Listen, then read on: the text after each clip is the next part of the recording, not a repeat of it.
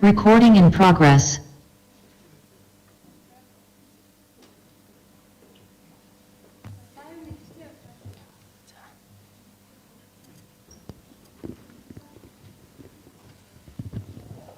Эхэлсэн байна.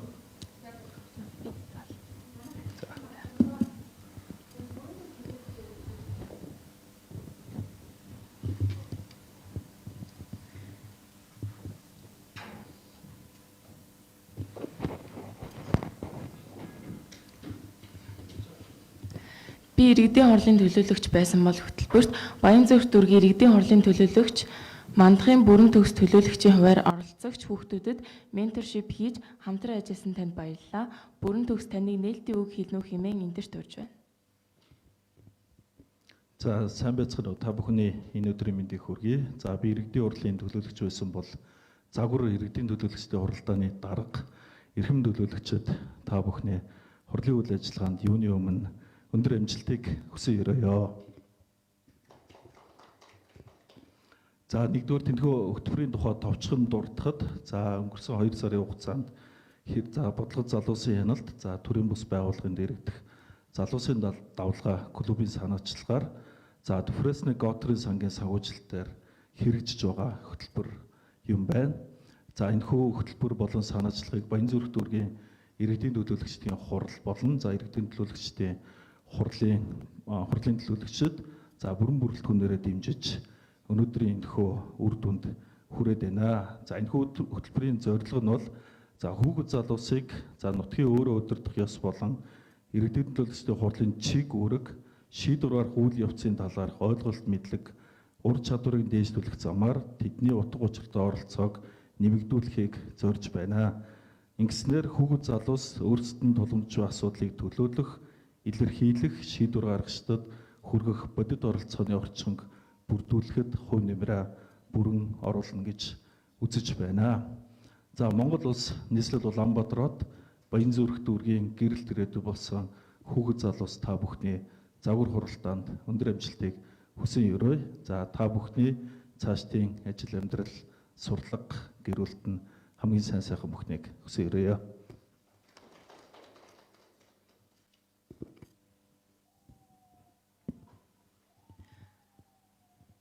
Баянзүрх дүүргийн иргэдийн төлөөлөгчдийн хурлын эрхэм төлөөлөгчдөө өнөөдрийн хуралдаанд оролцож байгаа дүүргийн удирдлагууд төрийн албан хаагчид та бүхэнд энэ өдрийн мэндийг хүргэе. Баянзүрх дүүргийн иргэдийн төлөөлөгчдийн хурлын ээлжид 1-р хуралдаан эхлэхэд бэлэн боллоо. Дүүргийн иргэдийн төлөөлөгчдийн хурлын хуралдаанд ирвэл зохих 15 төлөөлөгчөөс 15 төлөөлөгч танхимаар оролцож хуралдааны эрс 100% байгаа тул Монгол улсын засаг захиргаан нутаг дэвсгэрийн нэгж түүний удирдлагын тухай хуулийн 46 дугаар зүйлийн 46-ын 7 дахь хэсэгт хурлын нийт төлөөлөгчдийн олонх нь хүрэлцэн ирсэн бол хуралдааны хүчинтэй тооцно гэж заасныг баримтлан дүүргийн иргэдийн төлөөлөгчдийн хурлын ээлжид 1-р хуралдаан нээснийг мэдэгдэе.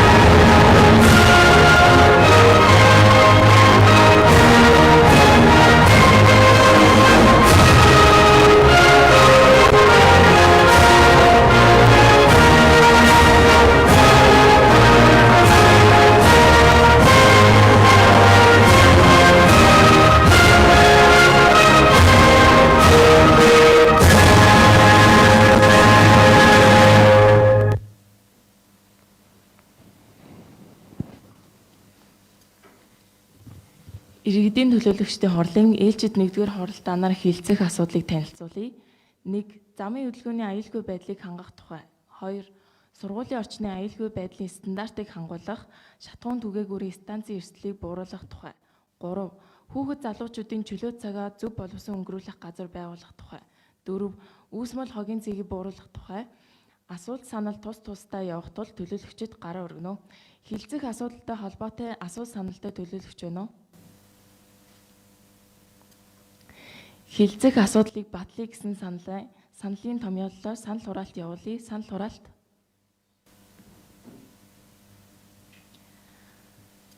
Олонхын саналаар хилцэх асуудал батлагдлаа. Та бүхэнд Баянзүрх дүүргийн иргэдийн төлөөлөгчдийн хурлын ээлжид 1-р хуралдааны дотоод журмыг уншиж танилцуулъя. Замын хөдөлгөөний аюулгүй байдлыг хангах тухай танилцуулга. Баянзүрх дүүргийн иргэдийн төлөөлөгчдийн хурлын төлөөлөгч Ууган Баярын намуу сургуулийн орчны аюулгүй байдлын стандартыг хангуулах, шатхуун түгээгүүрийн станцын эрсдлийг бууруулах тухай танилцуулга. Баянзүрх дүүргийн иргэдийн төлөөлөгчдийн хурлын төлөөлөгч Бямби Очрын мөнх заяа. Хүүхэд залуучуудын чөлөө цагаа зөв боловсон өнгөрүүлэх газар байгуулах тухай танилцуулга. Баянзүрх дүүргийн иргэдийн төлөөлөгчдийн хурлын төлөөлөгч Ган Тулгын Эрдэнэ цэцэг. Үүсмэл хогийн цэгийг бууруулах тухай танилцуулга. Баянзүрх дүүргийн иргэдийн төлөөлөгчдийн хурлын төлөөлөгч Инх Золын Анхлун. Дүүргийн иргэдийн төлөөлөгчдийн хурлын ээлжид 1-р хуралдаанд танилцуулсан асуудалтай холбоотой асуулт асуух, санал хэлэх, төлөөлөгч бүр 3 минут. Дүүргийн иргэдийн төлөөлөгчдийн хурлын ээлжид 1-р хуралдаанд танилцуулсан асуудалтай холбоотой дахин тодруулж асуух, санал хэлэх нэмэлт цаг төлөөлөгч бүр 1 минут. Хуралдаанаас гарах тогтоолын төсөл хилцэж батлахад цаг тогтоохгүй, хуралдааны явцад 1 цаг тутам 15 минут завсарлаж танхимд агаар сэлгэлт хийнэ. Дотоод журамтай холбоотой асуулттай төлөөлөгч байна уу? Дотоод журмыг батлая гэсэн саналын томьёоллоор санал хураалт явуулъя. Санал хураалт. Олонхын саналаар ээлжид 1-р хуралдааны дотоод журам батлагдлаа. Хуралдаанаар хилцэх асуудлуудыг урьдчилан хурлын хороодоор хилцүүлсэн хилцэх асуудлуудтай холбоотой санал дүгнэлтийг хорон дарганаар уншиж танилцуулнаа. Дэд бүтэц амьдрах орчны хөгжлийн хорооны дүгнэлтийг хорон дарга төлөөлөгч Алтан гэрлийн уянга танилцуулна. Уянга төлөөлөгчийг эндэрт урьж байна.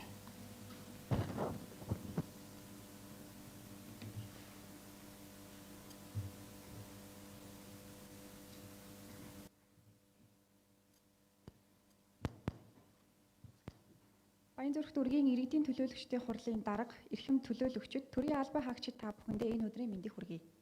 Баянзүрх дүүргийн иргэдийн төлөөлөгчдийн хурлын дэд бүтэц амьдрах орчны хөгжлийн хороо 2026 оны 3 сарын 22-ны өдөр хуралдаж, оролцвол зохих 7 төлөөлөгчөөс 5 төлөөлөгч танхимаар оролцож, хурлын эрс 71% эрсдэлээр хуралдаж, дараах асуудлуудыг хэлэлцлээ. Үүнд 1. Замын хөдөлгөөний аюулгүй байдлыг хангах тухай. 2. Сургуулийн орчны аюулгүй байдлын стандартыг хангуулах, шатхуун түгээгүүрийн станцын эрсдлийг бууруулах тухай асуудлуудыг тус хэлэлцэв. Хэлэлцсэн асуудалтай холбоотойгоор хорооны гишүүдээс тусгаалan санал гараагүй байна.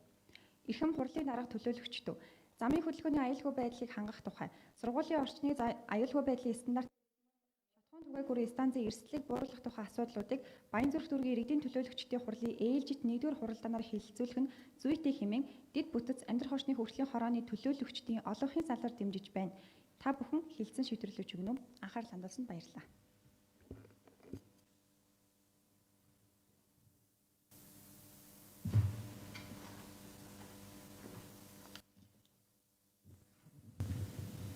Уянга төлөөлөгчид баярлалаа.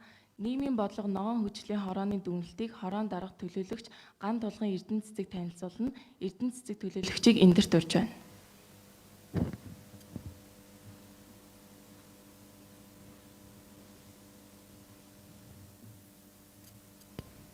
Эрхэм төлөөлөгч хурлын дарга нарт энэ өдрийн мэндийг хүргэе. Баянзүрх дүүргийн иргэдийн төлөөлөгчдийн хурлын нийгмийн бодлого ногоон хөгжлийн хорооны дүгнэлт. Баянзүрх дүүргийн иргэдийн төлөөлөгчдийн хурлын нийгмийн бодлого ногоон хөгжлийн хороо 2026 оны 3-р сарын 22-ны өдөр хуралдаж оролцвол зохих төлөөлөгч 8 төлөөлөгчөөс танхимаар оролцож 100% эрсдэлээр хуралдаж дараах асуудлыг хэлэлцлээ. Үүнд 1. Хүүхэд залуучуудын чөлөө цагаа зөв боловсрон өнгөрүүлэх газар байгуулах. 2. Үүсмэл хогийн цэгийг бууруулах тухай асуудлыг тус хэлэлцэв. Хэлэлцсэн асуудалтай холбоотойгоор хорооны гишүүдээс тусгаалan санал гараагүй байна.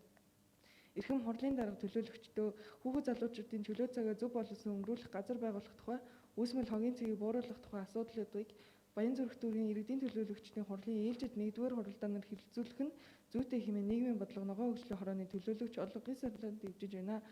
Та бүхэн хэлэлцэж шийдвэрлэж өгнө үү? Баярлалаа.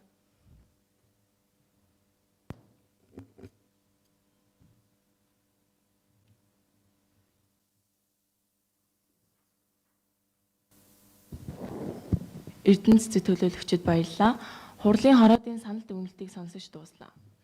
Хэлцэх асуудлын дарааллын дагуу нэгдүгээр асуудал замын хөдөлгөөний аюулгүй байдлыг хангах тухай. Асуудлыг Баянзүрх дүүргийн иргэдийн төлөөлөгчдийн хурлын төлөөлөгч Ууган Баярын намуун танилцуулнаа.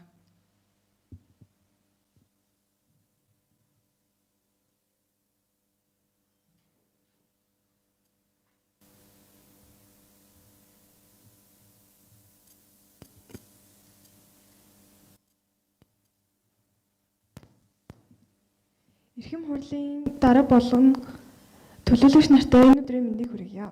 Замын хөдөлгөөний аюулгүй байдал тэмдэг тэмдэглэгээ хурц харуулагчаар хангах төсөл.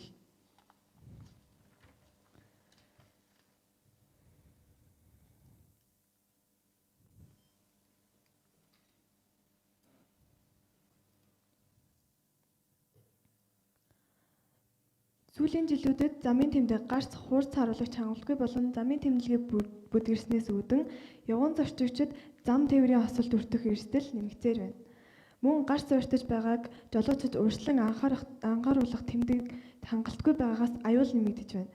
Үүнд гарц хоорондын зай хэд их байдгаас иргэд ойролцоо гарцаар гарах боломжгүй болж хүндрэлтэй байдалд ордог. Сургуулийн урд болон хүүхэд тоолноор явдаг зам хурц харуулагч байх үгээс сурагчид эрсдэл дунд амьдарч байна. Тиймээс бид Баянзүрх дүүргийн 39 дугаар хороо 16 дугаар хорооны нутаг дэвсгэрт барьлах офицеруудын тойргоос чулуун овоо тойрох зам орох зам ойролцоогоор байрлах 30 дугаар сургууль 14 дугаар сургуулийн сурагч зам гарахад хүндрэлтэй байдалд өртөж байна.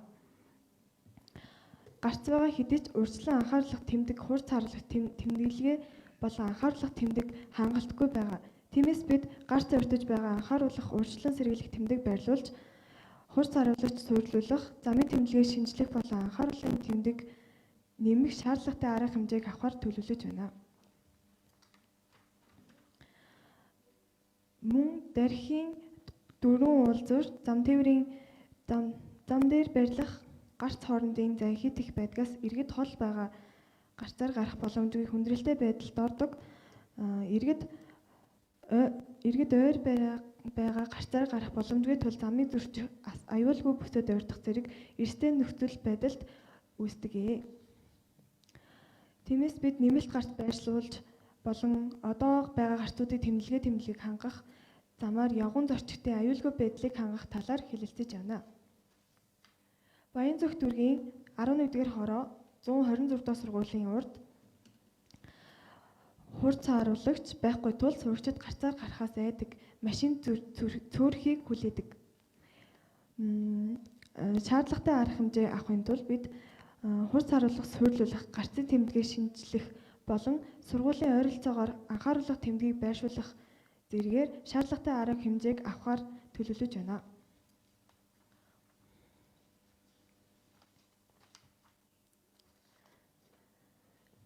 Баянзүрх дүүргийн 39-р хороо 16-р хороо дархийн 4 уулзуур Баянзүрх дүүргийн 11-р хороо зэрэг гол байршилд замын тэмдэг тэмдэглэгийг урд хурц харуулагч суйрлуулснаар явган зорчигч ялангуяа хүүхдийн зам тээврийн ослын эрсдлийг эрс бууруулах боломжтой. Иймд 15 сая төгрөгийн төсвийг батлан ажлын яаралтай хэрэгжүүлэх санал болгож байна. Анхаарал хандуулсан эрхэм хурлын дарга болон төлөөлөгч нартай баярлалаа. Хилцэж буй асуудалтай холбоотой асуултад төлөөлөгч байна уу? Мишель төлөөлөгчийн асуултыг авлаа. Эрхэм хурлын дарга болон төлөөлөгчтэй энэ өдрийн мэндийг хүргэе. Төрөнд дурдгдсан ингээд 3 газартаа зөвхөн тэмдэг тэмдэглэгийн асуудлыг арга хэмжээг авах уу? Өөр асуудалтай газрууд зөндөө байгаа тэдгээр газруудыг яах вэ? Бид нэгэн шаардлагатай газартаа замын тэмдэг тэмдэглэгээ тавихаар төлөвлөж байгаа. Бусад газраа ч гэсэн тавихаар дараагийн ээлжинд төлөвлөгөө боловсруулж хэрэгжүүлнэ.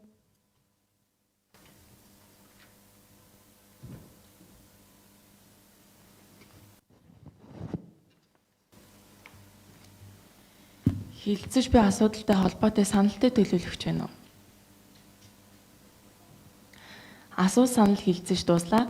Замын хөдөлгөөний аюулгүй байдлыг хангах тухай тогтоолын төслийг батлая гэсэн саналын томьёолоор санал хураалт явуулъя. Санал хураалт. Олонхын саналаар замын хөдөлгөөний аюулгүй байдлыг хангах тухай тогтоолын төсөл батлагдлаа. Хилцэх асуудлын дарааллын дагуу 2 дугаар асуудал. Сургуулийн орчны аюулгүй байдлын стандартыг хангуулах, шатхуун түгээгүүрийн станцын эрсдлийг бууруулах тухай асуудлыг Баянзүрх дүүргийн иргэдийн төлөөлөгчдийн хурлын төлөөлөгч Бямби Очрын мөнх заяа танилцуулна.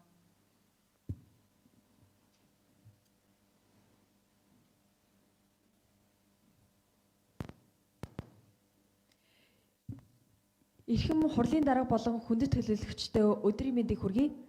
Баянзүрх дүүргийн 13 дугаар хороонд байрлах 14 дугаар сургуулийн яг урд Шунхлаа компани шатхуун түгээх станц үйл ажиллагаа явуулдаг. Сургууль бол хүүхэд амар тайван сурч боловсрох хамгийн аюулгүй бүс байх ёстой. Гэтэл хүүхдүүд өдөр бүр хорт хийгээр амьсгалж галын эрсдэлтэй зэрэгцэн суралцж байна. Энэ бол зөвхөн таамаг биш, хууль болон стандартын ноцтой зөрчил юм аа. Энэхүү асуудалд стандарт болон хуулийн зөрчлийн дараах асуудлууд үүссэн. Нэгдүгээрт MNC буюу 4628 2013 стандарт шатхуун түгээх станц нь сургуулиас дор хаяж 50 метрийн зайд байрлах ёстой. Энэ зай хоёр байгууллагад аль алинд нь зөрчигдсөн байна. Хоёрдугаарт галын аюулгүй байдлын тухай хуулийн 15-ийн 1-р зүйл. Барилга байгууламж нь галын аюулгүй байдлын нормтыг хангах ёстой. Сургуулийн хажуу шатхуун түгээх станц нь энэ заалтыг ноцтойгоор зөрчиж байгаамаа. 3-дугаарт хүүхэд хамгааллын тухай хуулийн 13-ийн 1-р зүйл. Хүүхэд сурч боловсрох орчиндөө аюулгүй байх хэрэгтэй. Одоогийн нөхцөл байдал нь хүүхдийн үндсэн эрхийг маш ноцтойгоор зөрчөөд байгаамаа. За би та бүхэндээ энэхүү асуудлыг шийдэх төсвөө танилцуулъя. Төр өөрийн чиг үүргийн хүрээнд иргэдийнхээ эрх ашгийг хамгаалж хяналт тавиухад зориулах нийт зардал нь 55 сая төгрөг. Нийт зардал төгрөгөөр агаарын чанарын аудит, инженерийн болон газрын хэмжилт, хуулийн зөвлөх ба өмгөөлөл, цэрхэм хяналтын мэдээллийн самбар гэсэн бүтээн байгуулалт хийнэ. Стандарт зөрчиж эрсдэл үүсгэсэн байгууллагууд хууль ёсны үүргийн дагуу дараах зардлыг хариуцах хэрэгтэй. Энэхүү зардал нь 190 сая төгрөг. Нийт төгрөгөөр галт төсвөртэй хамгаалалтын хан, ууршилт барих техник шинжилэл, сургуулийн дотоод агааржуулалтын систем, хүүхдийн эрүүл мэндийн сан гэх дараах үйл ажиллагааг явуулах болно. Дүгнэлтэд товч танилцуулъя. Асуудлын цар хүрээ нь 14-р сургууль болон хишиг сургуулийн орчинд байрлах шатхуун түгээх станцын стандарт болон холбогдох хуулиудыг ноцтойгоор зөрчиж байгаа нь. Мөн төрийн үүргээс 55 сая төгрөг зарцуулах, үүнд аудит хэмжилт, эрх зүйн дэмжлэг, цахим хяналтын самбар зэргийг хариуцсан хэрэгжүүлэх. Байгууллагын хуулийн үүрэг дээр 190 сая төгрөг, үүнд хамгаалтын хан, шин технологи, агааржуулалтын систем, хүүхдийн эрүүл мэндийн сан байгуулах. Хуулийн шаардлагыг бүрэн хэрэгжүүлснээр 14-р сургуулийн хүүхдүүд аюулгүй эрүүл орчинд суралцах нөхцөл бүрэн үүсэх юм аа. Анхаарал хандуулсанд баярлалаа. Хилцэж буй асуудалтай холбоотой асуултад төлөөлөгч байна уу? Төлөөлөгч төгөлдөр ангараг оюу нарын асуултыг авлаа. За энд хүрэлцэн ирсэн эрхэм хурлын дарга болон төлөөлөгч нартай өнөөдрийн мэндийг хүргэе. Шатхуун түгээх станцуудад 190 сая төгрөгийн шаардлага тавилаа гэдэг тэр хүмүүс нь төсөв байхгүйгээд авч хэлцэхгүй болоо яах вэ? За стандарт гэдэг бол сонголт биш. Энэ бол үүрэг юм. Стандартыг зөрчиж гинэ гэдэг нь тухайн компани үйл ажиллагаагаа дахин явуулах боломжгүй гэсэн үг. Хэрвээ тэд аюулгүй байдлын хамгааллаа хийхгүй бол бид шууд нийслэлийн засаг даргад хандаж тэдний тусгай зөвшөөрлийг цуцлуулах асуудлыг тавих боломжтой юм аа.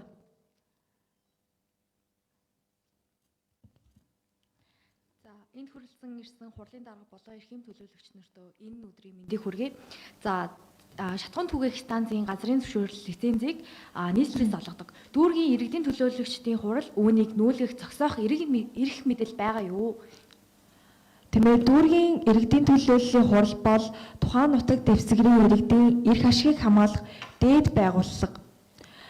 Бид шууд лиценз цуцж чадахгүй ч гэсэн аюулгүй байдалд ноцтой эрсдэл учруулж байна гэсэн тогтоол гарган нийслэлийн удирдлагуудад шахалт үзүүлэх бүрэн эрхтэй.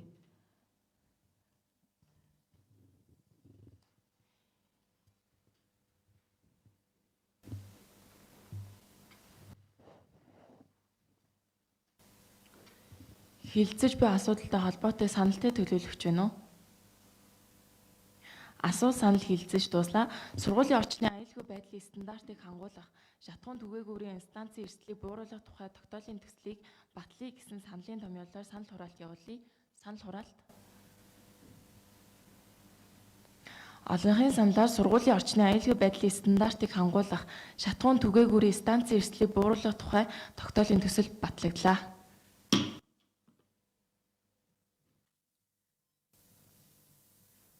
Хилцэх асуудлын дарааллын дагуу 3 дугаар асуудал. Хүүхэд залуучуудын чөлөө цагаа зөв боловсон өнгөрүүлэх газар байгуулах тухай асуудлыг Баянзүрх дүүргийн иргэдийн төлөөлөгчдийн хурлын төлөөлөгч Ган Тулгын Эрдэнэ цэцэг танилцуулнаа.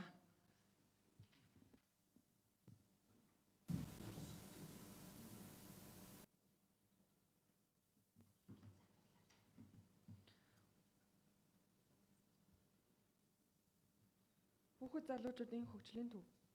Чөлөө цагийг зөв боловсон өнгөрүүлэх, ур чадварыг хөгжүүлэх, эрсдэлтэй зан үйлээс урьдчилан сэргийлэх, нийгмийн идэвхтэй иргэн болгон төлөвшүүлэх зорилготой. Яагаад энэ төв шаардлагатай вэ?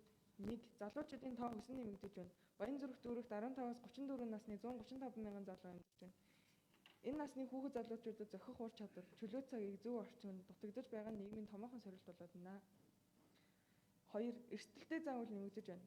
Зохион байгуулалтын үйл ажиллагааны орчин дутагдмаас үүдэн залуучуудын дунд эрсдэлтэй зан үйл, нийгмийн сөрөг нөлөөлөлд өртөх боломж нэмэгдэж байна.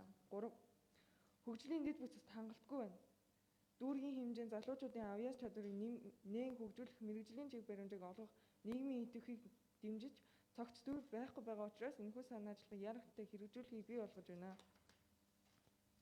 Төвийн зорилго ба чиглэл: чөлөө цагийг зөв зохистой өнгөрүүлэх, ур чадварыг хөгжүүлэх, нийгмийн идэвхтэй иргэн хүүхэд залуучуудын хөгжлийн төвөнд Баянзүрх дүүргийн залуучуудад чөлөө цагаа зөв боловсрон өнгөрүүлэх, ур чадварыг хөгжүүлэх, нийгмийн идэвхтэй иргэн болохыг төлөвшүүлэх цогц үйлчилгээ. Баянзүрх дүүргийн хүүхэд залуучууд зорилтод бүлэг. Баянзүрх дүүрэгт 15-аас 34 насны 135 мянган залуу энэхүү төвийн үйлчилгээнд хамрагдах боломжтой. Өсвөр үеийн залуу насны 2 үеийн онцлог хэрэгцээнд нийцсэн хөтөлбөрүүд хэрэгжинэ. Тэргүүлэх ач холбогдол: дүүргийн нийт хүн амын томоохон хэсгийг бүрдүүлэгч залуучуудын хөгжилд хөрөнгө оруулах нь ирээдүйн нийгэм, эдийн засгийн тогтвортой байдлыг хангах стратегийн шийдвэр юм а. Эрсдэлтэй зан үйлийн урьдчилан сэргийлэх нь нийгмийн зардлыг бууруулж хүний нөөцийн чанарыг дээшлүүлнэ. Үйл ажиллагааны чиглэлүүд: хүүхэд залуучуудын хөгжлийн төвөнд залуучуудын нас сонирхол хэрэгцээнд тохирсон олон талт хөтөлбөрүүдийг хэрэгжүүлж, бүх хөтөлбөр нь урьдчилан сэргийлэх, хөгжүүлэх чадварыг үндсэн 3 суурьд тулгуурлана. 1. Спорт ба биеийн тамир. 2. Боловсрол мэргэжлийн чиглэл. 3. Урлаг, соёл ба нийгмийн үйл ажиллагаа. Урьдчилан сэргийлэх тогтолцоо: эрсдэлтэй зан үйлээс хамгаалах, сэтгэл зүйн дэмжлэг, хор нөлөөт зуршлаас урьдчилан сэргийлэх, гэр бүлийн оролцоо, орчны хяналт, нийгэмшүүлэх хөтөлбөр. Залуучууд нийгмийн эрх сүлжээнд холбогдож, харилцааны ур чадвар, хамтын ажиллагааг хөгжүүлэх тусгай хөтөлбөрүүд хэрэгжинэ. 3. Эрүүл мэндийн хэм маягийг дэмжиж, тогтвортой нийгмийн хөгжлийн суурь юм а. 1. Онцлогоо ба судалгаа. 2. Хөтөлбөр боловсруулах. 3. Хэрэгжүүлэх. 4. Үр дүн гүнлэх. Хамтын ажиллагааны тогтолцоо: хүүхэд залуучуудын хөгжлийн төвөнд амжилттай ажиллахын тулд засгийн газар, хувийн хвшлийн, иргэдийн нийгмийн байгууллагатай нэгт хамтран ажиллана. Төрийн байгууллагатай хамтрах, хувийн хвшлийн оролцоо, иргэдийн ба нийгмийн олон нийт. Хэрэгжүүлэх төлөвлөгөө: энэхүү төслийг амжилттайгаар хэрэгжүүлэхийн тулд тодорхой үе шаттай, хариуцлагатай удирдлагын бүтцийн дор ажиллуулгыг зохион байгуулна. Эхний ээлжийн суурь дэд бүтцийг бэхжүүлж, аажмаар хөтөлбөрийн хамрах хүрээг өргөжүүлнэ. Судалгаа ба бэлтгэл ажил, байршлын сонголт, хэрэгцээний судалгаа, санхүүгийн тооцоо, эрх зүйн бүрдэл, баг бүрэлдэхүүнийг гүйцэтгэж, төслийг наривчилсан тооцоог боловсруулна. Нээлт ба үйл ажиллагааг эхлүүлэх, туршилтын хөтөлбөрүүдийг нэвтрүүлж, залуучуудын эргэж ирэх чадамжийг бий болгох. тогтмол үнэлгээ хийж байнгын сайжруулалт хийн. Анхаарал хандуулсан та бүхэндээ баярлалаа. Хилцэж буй асуудалтай холбоотой асуултад төлөөлөгч байна уу?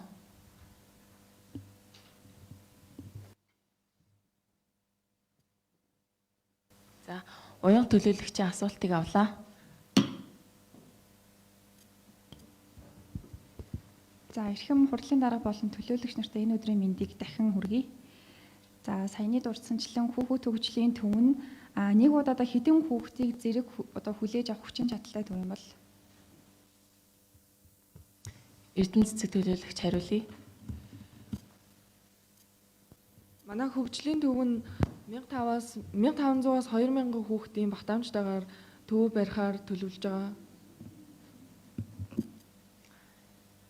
Хилцэж буй асуудалтай холбоотой саналтай төлөөлөгч байна уу?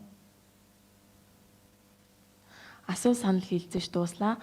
Хүүхэд залуучуудын чөлөө цагаа зөв боловсон өнгөрүүлэх газар байгуулах тухай тогтоолын төслийг батлая гэсэн саналын томьёоллоор санал хураалт явуулъя. Санал хураалт.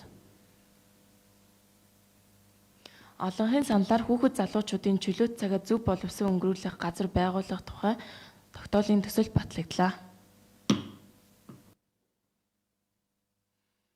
Хилцэх асуудлын дарааллын дагуу 4-р асуудал үүсмэл хогийн цэгийг бууруулах тухайн асуудлыг Баянзүрх дүүргийн иргэдийн төлөөлөгчдийн хурлын төлөөлөгч Инх Золын анхлуун танилцуулна.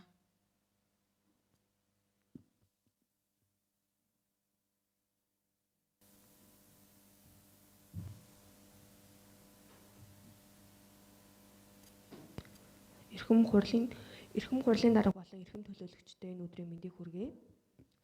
За, зарим гэр хороолтонд үүссэн хиймэл хогийн цэг нь амьсгалын замын өвчлөл нэмэгдүүлэх, үнэр, утаа, тоосчлт үүсгэх зэрэг иргэдийн эрүүл мэнд амьдрах нөхцөлд шууд сөргөөр нөлөөлж байна. Хог хаягдлын тухай хуулийн хэрэгжилт хангалтгүй байна. Монгол Улсын хог хаягдлын тухай хуулиар орон нутгийн захиргаа хогийг цуглуулах, тээвэрлэх, устгах үүрэгтэй. Гэвч өнөөдөр хүртэл энэ цэгийг хааж ариутгах ажил хийгдээгүй байна. Үүсмэл хогийн цэг үүсэх болон ажиллагдахгүй байгаад хэд хэдэн бүтцийн шалтгаан байгаад орчиж байна. Эдгээр тодорхойлж шийдвэрлэх яралтай шаардлагатай байна. Хогийг цаг тухайд нь тогтмол тээвэрлэхгүй байгаагаас хог хөрөмтлөгдөж дур мэдэн хаягддаг газар үүсэж байна. Гэр хорооллын нэвтэршилтэй харьцуулахад хогийн сав, контейнерын тоо хэд бага байгаа нь хог асах боломжгүй нөхцөл үүсгэж байна. Иргэдийн гаргасан гомдол шийдвэр хяналт тавих ажил хангалтгүй байгаа нь өнөөгийн нөхцөл байдлыг үүсгэж байна. Яралтай авах арга хэмжээнүүдэд хариуцлага тогтоох, хог зөөх, үүсмэл цэгийг хаах, хамгаалтын дэд бүтэц, нөхөн сэргээх үйл ажиллагааг явуулах шаардлагатай. Яагаад яралтай шаардлагатай вэ гэвэл иргэдийн гаргасан гомдлыг шийдвэрлэх, хяналт тавих ажил хангалтгүй байгаа нь өнөөгийн нөхцөл байдлыг үүсгэж байна. Холбогдох хуулийн дагуу нэн даруй арга хэмжээ авах шаардлагатай. Үүсмэл хогийн цэгийг арилгах, урьдчилан сэргийлэхэд чиглэсэн цогц арга хэмжээг хэрэгжүүлнэ.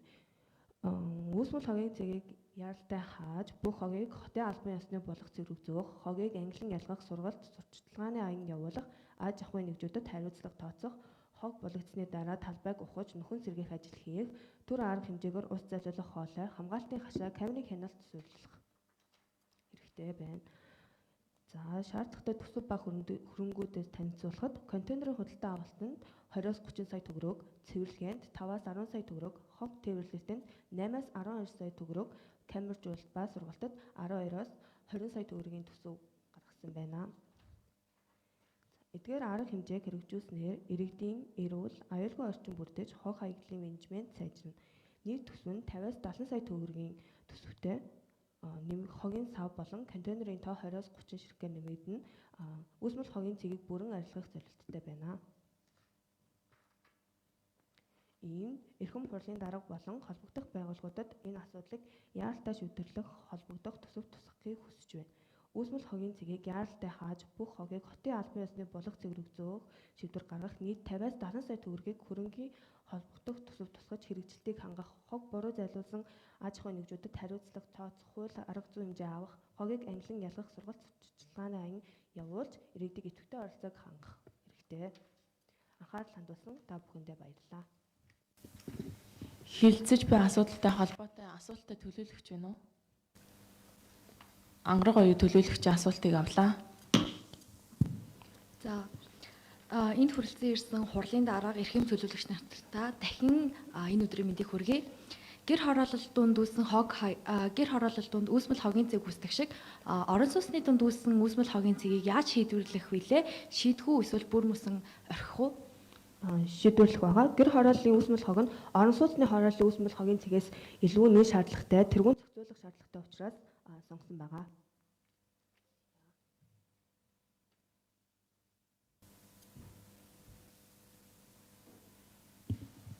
Хилцэж буй асуудалтай холбоотой саналтай төлөөлөгч байна уу? Ангараг оюу төлөөлөгчийн саналыг авлаа. За, сургалтанд зарцуулагдж байгаа 3-5 саяын төсвийг бууруулах санал хүсэлттэй байна. Ангараг оюу төлөөлөгчийн санал дээр санал хураалт явуулъя. Санал хураалт. Санал дэмжигдсэнгүй. Асуулт санал хилцэж дууслаа. Үүсмэл хогийн цэгийг бууруулах тухай тогтоолын төслийг батлая гэсэн саналын томьёолоор санал хураалт явуулъя.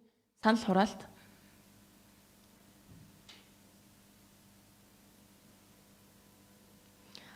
Олонхын саналаар үүсмэл хогийн цэгийг бууруулах тухай тогтоолын төсөл батлагдлаа.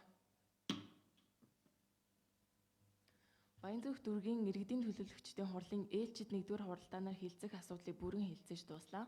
Орон нутгийн хөгжил, хүүхэд залуучуудын эрх ашигтай холбоотой чухал асуудлуудыг хилцэн баталлаа. Хуралдаанд идэвхтэй оролцсон нийт төлөөлөгчид, төрийн албан хаагчид та бүхэн талархал илэрхийлье.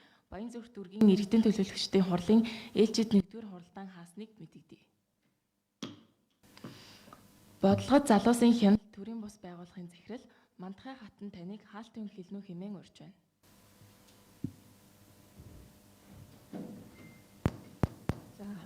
Өдрийн мэнд энд хуран цугласан та бүхэнд юуны өмнө маш их бахархаж байгаагаа илэрхийлье. Би иргэдийн хурлын төлөөлөгч байсан бол гэж анх удаага бүгд бид санаачлан зохион байгууллаа. Тэгээд цаг заваа зориулж энэ 2 сарын хугацаанд идэвхтэй байсан нийт хүүхэд залуустай Баянзүрх дүүргийн сурагчид та бүхэнд юуны өмнө гүн талархал илэрхийлж цаг заваа зориулж нийгмийн төлөө, залуусын төлөө дуу хоолой олсонд баярлалаа. Байгууллагын зүгээс гүн талархал илэрхийлж байгааг юуны өмнө хүлээж авч өөрсдөө маш их бахархаасай гэж хүсэж байна.